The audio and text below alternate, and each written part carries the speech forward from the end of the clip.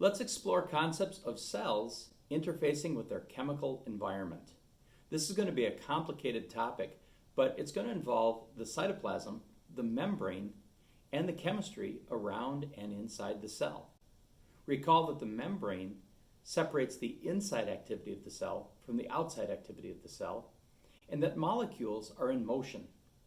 Molecules move faster in warmer conditions, slower in colder conditions, and you can expect that as molecules are moving, they're diffusing from high to low concentration. Now, this is a really important concept, high to low concentration. Let's start with highly concentrated food coloring. If you think about this, when I put a drop of food coloring in this water, it'll start out at its highest concentration, and it will diffuse to areas of lower concentration. I'll put 2 drops in, just for effect. So now I've got the food coloring in the water, and yeah, there's some density things happening here, and it seems to be sort of clouding out along the bottom. But what I'm really seeing here is molecules moving from high to low concentration. Given enough time, these molecules are going to diffuse throughout the beaker. So think about cells then as being bathed in their chemistry. And the chemistry moving from high to low concentration often will dictate what goes on in the cell's sort of programming. So if you bathe a bacteria cell in lactose, if it's an E. coli bacteria that has evolved to break down lactose and gain energy from it, the bathing of the cell in lactose will cause lots of lactose to flow into the cell, which will activate the transcription and translation of the cell's DNA and make an enzyme that breaks down lactose and harvests the energy from it. So concentration gradients are really important in how cells function. Let's use potatoes as an example of concentration gradient. Now, I have some cubes of potato that are prepared for my dilution series lab that we'll be talking about later in this video. And these potato cubes I'm going to drop into the water here. I've got 5 of these potato cubes. Looking at these potato cubes, I can make some assumptions. First of all, I know potatoes are full of starch. That's why I eat them. So if potatoes are full of starch, where's the highest concentration of water? Would that be outside or inside these cells? Given the fact that these potatoes are impure, and I've placed them in pure water, we know we have a higher concentration of water outside the cells than inside. So it will stand to reason that water will flow from high to low concentration, from outside the cells to inside the cells. And so these cells will probably swell up. Having sugar or salt or other dissolved substances, the solute inside the cells, is basically going to act as a water attractor. And so a solute potential is similar to a negative pressure potential.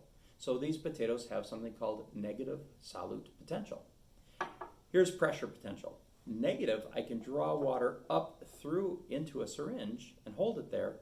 With positive pressure potential, I can move water out. Negative potential, positive potential. A negative solute potential is similar in a lot of ways to a negative pressure potential because a negative solute potential has the ability to draw water. Check out this sugary, salty paramecium cell. It has a hypertonic cell environment, which means it draws water from high to low concentration, a negative solute potential. Because it draws in so much water, it has to prevent itself from popping. So it also uses positive pressure, active transport, to remove water by forcing it out the contractile vacuole. Negative potential, positive potential. Negative potential, positive potential. Negative potential, positive potential. Negative potential, positive potential. If I continue to absorb water into these cells, eventually they're going to swell up and they're going to pop. So I have to have a way of opposing the forces generated by a negative solute potential. And that's going to be my cell wall. The cell wall is going to create positive pressure potential to counteract negative solute potential, equal and opposite forces. So let's visualize an experiment that involves the concept of a cell membrane and a cell wall. The cell membrane is actually fairly weak when it comes to sustaining large internal pressure loads. So if the solute potential is too strongly negative and water continues to rush into that cell, that could be a real problem in terms of that cell swelling up and eventually popping. With the water balloon in the sink, I eventually had to get rid of the experiment. I had to halt it in its progress because I was starting to realize that, I had a pretty tough membrane, and when it finally did pop, and it was going to pop, it was going to destroy my lab space and fill my sink with water. By contrast, check out the strength of the cell wall and how it keeps the cell nice and manageable and small. By providing an equal and opposite pressure potential, counteracting that solute potential, the cell reaches a certain size and then hits a sort of isotonic equilibrium where the amount of water flowing into the cell and flowing out of the cell is at equilibrium, is the same. When that cell wall is being pressed upon by a swelling cell membrane, it is going to press back with equal and opposite force. So the pressure potential prevents the potato cell from popping as more and more pure water flows into the cell. Eventually that cell is going to reach the wall, and the wall will push back with equal and opposite force. Pressure potential neutralizing solute potential. Pressure potential, let's say, of a positive 7 bars and a solute potential of negative 7 bars, 7 plus negative 7 equals 0 bars, or equilibrium. Now we'd have the same number of water molecules flowing into the cell as out of the cell. Okay, so I'm going to look at these potatoes in a new light. I want to make sure that substances are really flowing from high to low concentration and following my rule. So if I add some iodine, now I know from experiments that iodine turns starch midnight blue or black. So if I add iodine to my potato cells, I would expect the iodine to reach the cells, infuse into the cells, and then change the starch that beautiful midnight blue or black color. Let's have a look. Under a microscope, I can see that the iodine is rushing into the cells, and those little leucoplasts, those organelles that carry starch, are now turning very dark very quickly. So you can see the iodine is actually moving through the membrane. In my beaker, we see something really similar. We can start to see that the surface of these cubes is turning black. And if I leave it long enough, I expect that these potatoes will turn black. By the way, did you notice the rate of diffusion over this time has sort of equaled out? I've got the molecules evenly dispersed throughout the environment, except for a little density issue where there's some darker patches on the bottom. I'm sure that'll eventually work itself out. One more demonstration. I have here a starch cell that I made. So this is kidney dialysis tubing filled with water and starch. And the kidney dialysis tubing is manufactured to replicate some of the activities of cell membranes in the kidney. So this has microscopic pores in it that act similar to the channel proteins in the cell membrane. So I'm going to replicate with this model cell what we see in the real potato cells. I'm going to add the starchy cell to water, and then I'm going to add some iodine. Okay, we got the time lapse rolling, and I'm just going to add the iodine.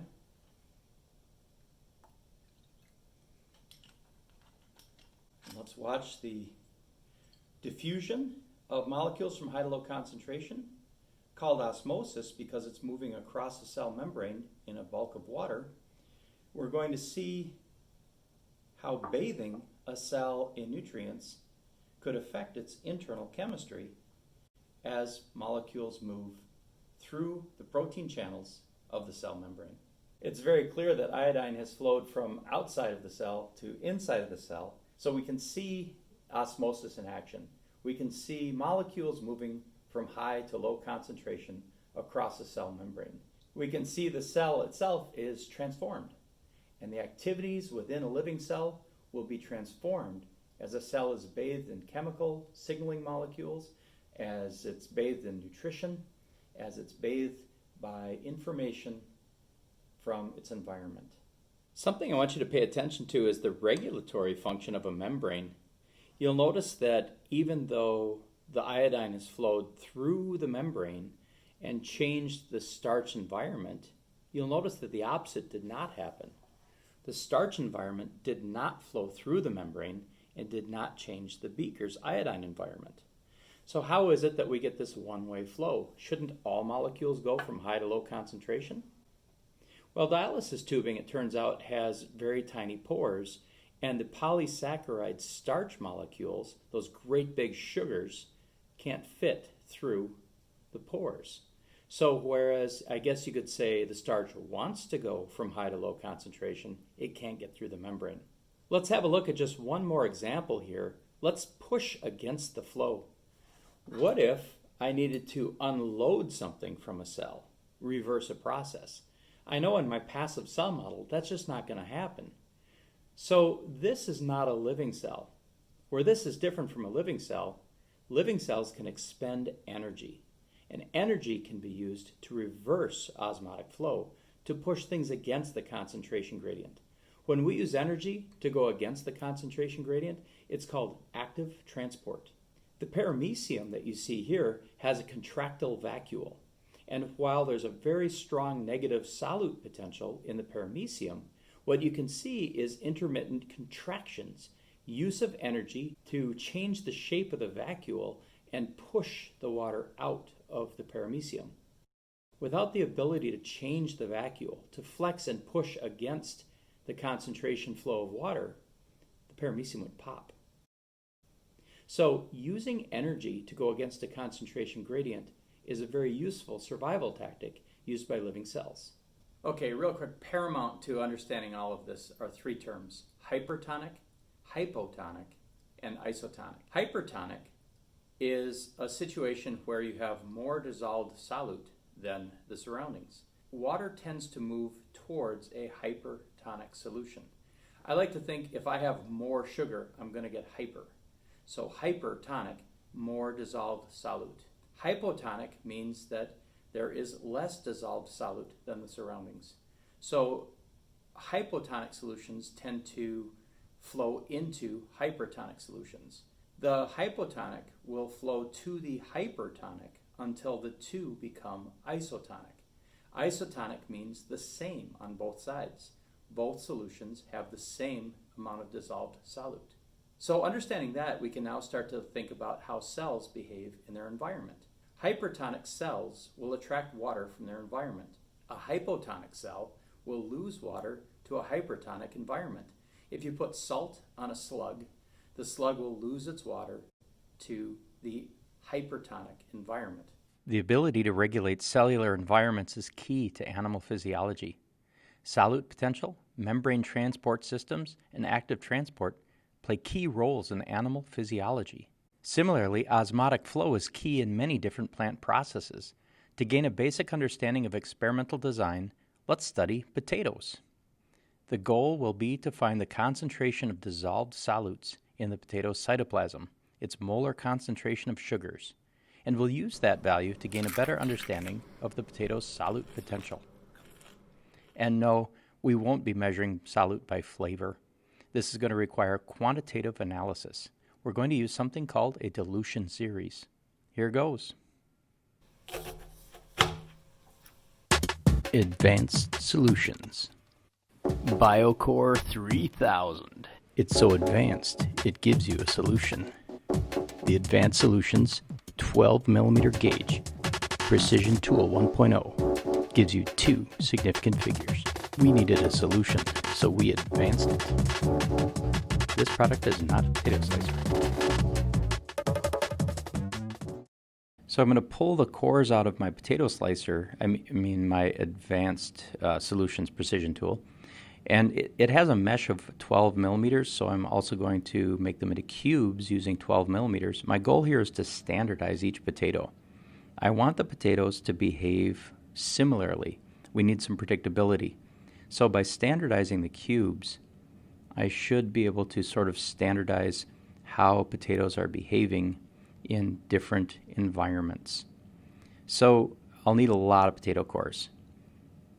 So I'm going to put the potato cores into these sort of predictable lots and they should weigh about the same. My goal is really to see how potatoes are going to behave in different dilution solutions of sugar. My first lot is measuring at 10.76 grams, so hopefully my next lot will be similar. Not bad at all, 10.7 grams, so 0.06 grams difference between those two lots. Each cube should also be pretty similar, 2.28, 2.05, so about a 0.23 difference there, but then about a 0.05 difference there. Well, these are my dilution solutions, and what I have is different molarity solutions of sucrose, table sugar, and water, starting with pure water and then moving all the way up to 1.0 moles per liter, which would be about 342 grams of sucrose per liter of water. And once I put the potatoes in, you can see some floating going on in the sugarier solutions. So these higher molarity solutions are more dense than the cells of the potato. The potatoes are floating. Back in pure water and 0.2 molar, the potatoes sink. The potatoes are more dense. 0.4 seems to be a little confusing, neutrally buoyant. So somewhere between 0.2 and 0.4 and 0.6, something important is happening. 24 hours later, I come back and I notice that everything has come to equilibrium, and in this case now, all of my potato cores have sunk to the bottom. So I can really see that something's changed. Water definitely has been flowing in and out of potatoes, and everything has sort of come to rest at equilibrium. So I'm going to weigh the potato cores again, and I'm going to measure the change in mass of the different lots. So I start with my old initial mass, and then I get my new final mass, and I'm going to use that change in mass to try to understand what's going on with osmolarity. New minus old divided by old equals change. I like that equation because nobody likes change. It's like, no, change, N-O-O, no. New minus old divided by old times 100 gives you your percent change. Pure water seemed to be hypotonic. The potato was hypertonic, and potato gained water. It actually gained 21.6% mass. That's pretty important. 0.2 molar also gave me a positive number. So the potato was hypertonic to 0.2 molar sugar solution. It gained almost 5%. So these two potato samples were hypertonic to their environment. When I get to 0.4 molar, though, I see 25% loss. So now the solution was hypertonic. The potato was hypotonic. The potato lost mass to the sugar solution, and in fact it lost 25.5% of its mass. For 0.6 molar solution, I see a loss of 34%, and then for 0.8 molar solution, I see a loss of roughly 35%, and then something right about here between 0.2 and 0.4 molar seems to be really important. Somewhere between 0.2 and 0.4, I would reach that no change mark, that zero mark of equilibrium. Between positive and negative, I would find equilibrium. That would be my zero mark. So somewhere between 0.2 and 0.4 is where my sugar solution and my potato cells would be isotonic. How many moles per liter of sugar I have dissolved in potato cells. Now look at my 1.0 molar. I don't know why I run this one. It's always strange. There's something going on with physics here that I don't understand, but we always see the graph climb at the end. Every year we've done this. But 0.2 and 0.4, somewhere in there is where I find equilibrium. So there is a way to find that, and I need to graph my dilution series. And so I'm going to graph percent change. My independent variable is the molar solution. That gets the x-axis. And my dependent variable is going to be the percent change. How did the potato respond to the different dilutions? So when I set this up, I know that I'm going to have positive gain for some potatoes, upwards of 30% gain. Loss for some potatoes, up to 40% loss. And so I'll chart my dilution series on the x-axis, starting with 0.0 molar. I don't need to go all the way up to 1 molar, because as I kind of showed, something weird with physics goes on there. What I'm really looking for is that change where we went from positives to negatives, and I know I need 0.2 and 0.4 in that series. Well, here's my zero line. That zero line represents equilibrium. The point at which my molarity crosses the zero line is the point at which the potato is isotonic to its environment. And that's going to help me solve the molarity of a potato cell. So I'm starting with my 0 molar and moving on to my 0.2 molar, still in the positive. And now at 0.4 molar was where I lost 25% mass.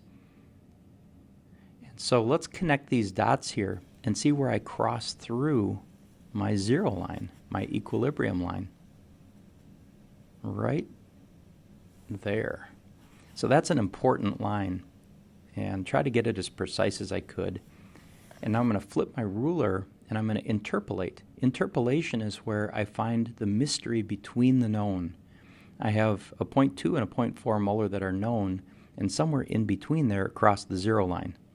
So I need to set my ruler there, and as precisely as I can, I need to find out what was my x value when my y value was 0. When my y value was 0, my x value was about 0.25 plus a little more. That's going to end up being about 0.23 molar. So that is called interpolation. Interpolation is where you use the value of an intersection between two known points to calculate that unknown. In this case, the concentration then, my interpolation says it's about 0.23 moles per liter.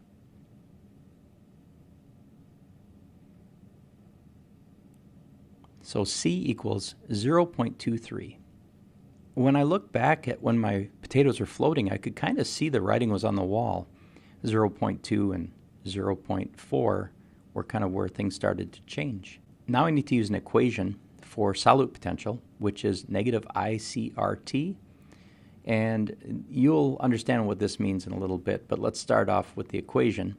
Solute potential, psi S, equals negative iCRT. Negative because pure water is 0. And so water is never pure. So this has to be negative. The highest I can go is 0. I'm using an ionization value of 1.0 because sucrose will not ionize. So that's a little chemistry there. My C value is from my graph. Concentration is 0.23 moles per liter. And I got that through my interpolation. So 0.23 moles per liter is my concentration. And now the next thing is R. R is a constant figured out by physicists who like to hang out with beakers of water. R is the pressure constant, 0.0831 liter bars per mole degree Kelvin. And then temperature, that is my gathered data, 22 degrees Celsius in my lab. In Kelvin, I'm going to add 273 degrees to my Celsius, and that's going to give me a temperature of 295 degrees Kelvin. So if you want to know more about R, ask a physicist. But here we have psi S equals negative iCRT. Psi S equals negative 1 times 0.23 moles per liter times 0.0831 liter bars per mole degree Kelvin. Remember, bars is a pressure measurement.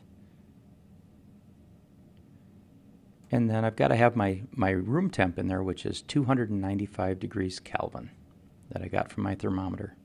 Okay, a little dimensional analysis. It's time to cross off some units. Moles cancels, and it looks like liters cancels, and it also looks like degrees Kelvin cancels, and all I have left is my measure of pressure, bars.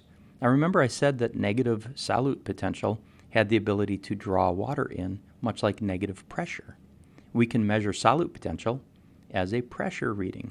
It makes sense because remember, a negative solute potential is going to be, it has the drawing power of negative pressure. In this case, it's negative 5.6 bars. So it has the drawing power of negative 5.6 bars. That's the solute potential. Now, what is 5.6 bars in terms of pressure, or in this case, negative 5.6 bars?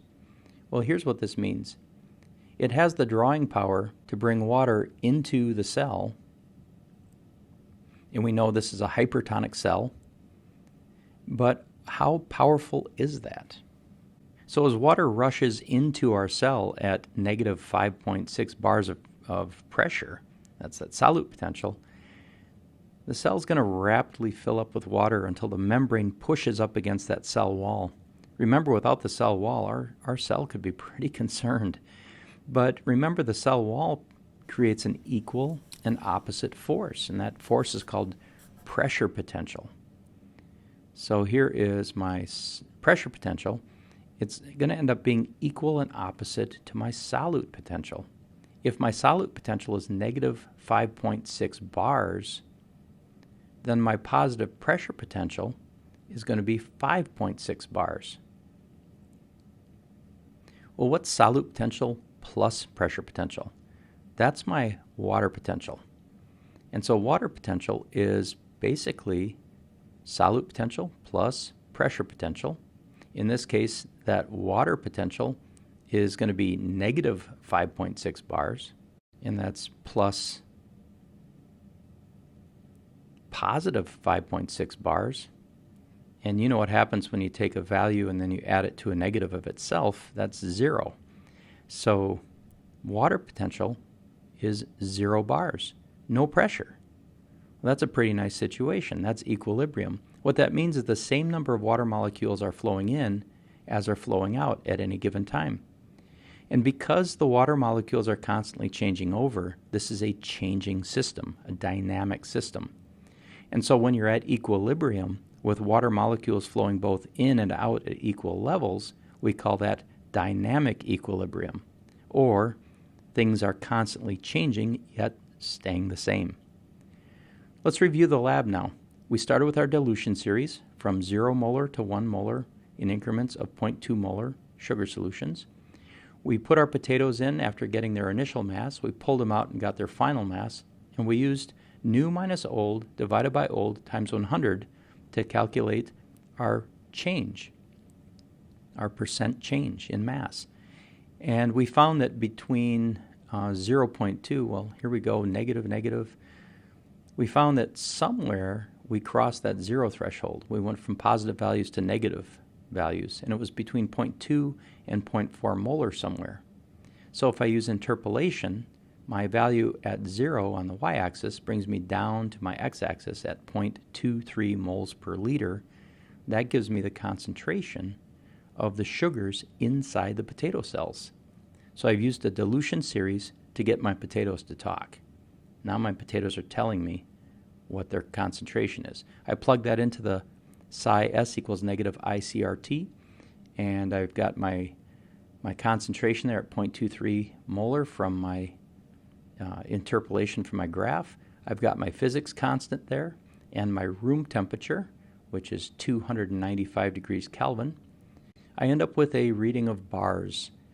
Bars is a pressure reading, but it also is the equivalent of solute potential, my ability to pull water from high to low concentration into a hypertonic cell. Remember, I also am going to have a swelling cell, so I need to provide equal and opposite force in pressure potential. And if I provide the same pressure potential as solute potential, then that's going to give me my water potential being 0. Because my negative and positive of the same value gives me 0.